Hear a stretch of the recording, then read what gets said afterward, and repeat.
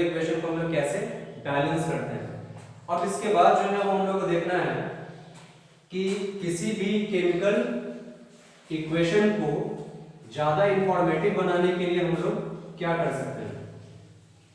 ठीक है, तो केमिकल इक्वेशन को इंफॉर्मेटिव बनाने के लिए हम लोग क्या कर सकते हैं, जैसे कि hydrogen plus oxygen gives H2 water, this is chemical equation. तो किसी भी केमिकल इक्वेशन को ज्यादा इंफॉर्मेटिव बनाने के लिए हम लोग क्या करते हैं उसमें कि सबसे पहले उसमें उसके स्टेट्स को लिखते हैं कि उसमें वो सॉलिड स्टेट में है कि गैस स्टेट में है कि लिक्विड स्टेट में है। जैसे यहाँ पे हाइड्रोजन जो है वो गैस स्टेट में है, here we will mention G for gas. Oxygen also is in gaseous form, we will write it as G. Here water is getting formed, this is in liquid state, so we will write in L for liquid. तो एक तो ये चीज हुआ कि किसी भी chemical equation को ज्यादा इंफॉर्मेटिव बनाने के लिए हम उसके स्टेट्स को जो है वो लिखेंगे कि किस स्टेट में जो है वो एग्जिस्ट कर रहा है। उसके अलावा केमिकल इक्वेशन को इंफॉर्मेटिव बनाने के लिए हम लोग सबसे पहले उसको बैलेंस्ड फॉर्म में भी लिखेंगे, वो बैलेंस्ड फॉर्म में रहे, ये चीज होता है ताकि वो कंप्लीट इंफॉर्मेशन दे सके। और उसके अलावा जैसे कि किस कैटलिस्ट के प्रेजेंस में वो रिएक्शन कर रहा है, ठीक है, कौन किस टेम्परेचर पर रिएक्शन कर रहा है, ये सब सारा इंफॉर्मेशन देकर उसके अलावा जो है जैसे कि हम लोग कर सकते हैं एरो वगैरह का साइन देकर, जैसे कि ये जो इसमें होता है CaOH2 calcium hydroxide plus calcium hydroxide here is in aqueous form, aqueous means presence of water, plus carbon dioxide, this is CaCO3 solid.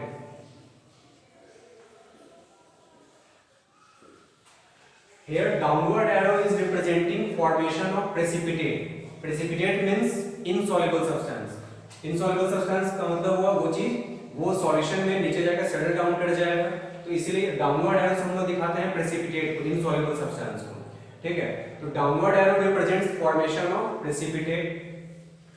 उसके अलावा जैसे कि Mg plus HCl, Mg solid plus HCl aqueous forms MgCl2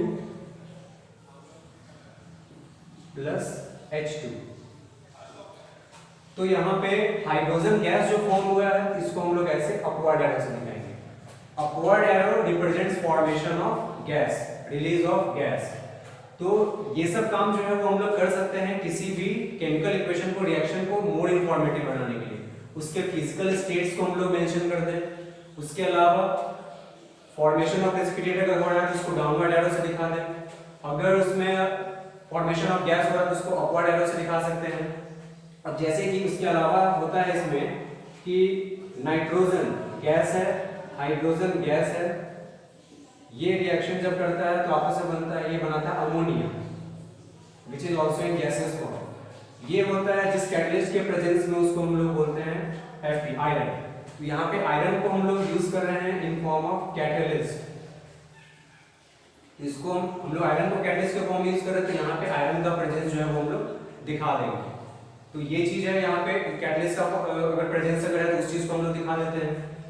वैसे ही कोई ऐसा भी reaction हो सकता है जैसे कि इसका CH3CH2OH, ये होता है इथेनॉल, इसको जब हम लोग हीट करते हैं, this is symbol of heat, तो जब हम लोग इसको हीट करेंगे टेम्परेचर हम लोग लेते हैं यहाँ पे 443 केल्विन टेम्परेचर, तो वैसे केस में ये बदल जाता है CH2 double bond CH2 plus water, ये निकल जाएगा।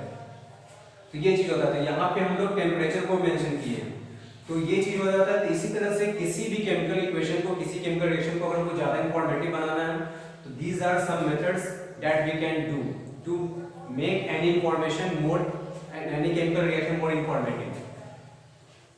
Representing states of substance, representing downward arrow for formation of precipitate, representing upward arrow for formation of gas, representing presence of catalyst, representing temperature at which any reaction is occurring। अब उसके बाद ये चीज है, इसमें एक टर्म आता है कैटलिस्ट। कैटलिस्ट जो होता है वो क्या होता है, तो कैटलिस्ट जो है ये वैसा सब्सटेंस होता है जो कि किसी भी रिएक्शन के रेट को चेंज करता है, या तो उसके रेट ऑफ रिएक्शन को फास्ट करेगा या फिर उसके रेट ऑफ रिएक्शन को स्लो करेगा। उसको हम लोग बोलते हैं कैटलिस्ट बोलते हैं। Catalyst are those substances which alters or changes the rate of chemical reaction without undergoing any change in itself। मतलब कैटलिस्ट जो है वैसा सब्सटेंस है जो कि किसी भी रिएक्शन के रेट को या तो फास्ट करेगा या फिर स्लो करेगा, चेंज करेगा उसके रेट ऑफ रिएक्शन को बिना अपने कंपोजिशन में चेंज लाए। जैसे यहाँ पे आयरन कैटलिस्ट का यूज होता है, ऐसा बहुत रिएक्शंस हम लोग देखेंगे जिसमें हम लोग कैटलिस्ट का यूज कर सकते हैं। कैटलिस्ट का यूज जनरली किया जाता है ताकि किसी भी रिएक्शन को जो है वो हम लोग उसके रेट ऑफ रिएक्शन को चेंज कर सके अपनी सुविधा के अनुसार। तो ये सब हो जाता है इसका। तो रिएक्शन को मोर इंफॉर्मेटिव बनाने के लिए हम लोग ये काम कर सकते हैं। अब इसके बाद है इसका कि केमिकल रिएक्शन कोई कंप्लीट हो गया है, इस चीज को हम लोग कैसे कंफर्म करेंगे।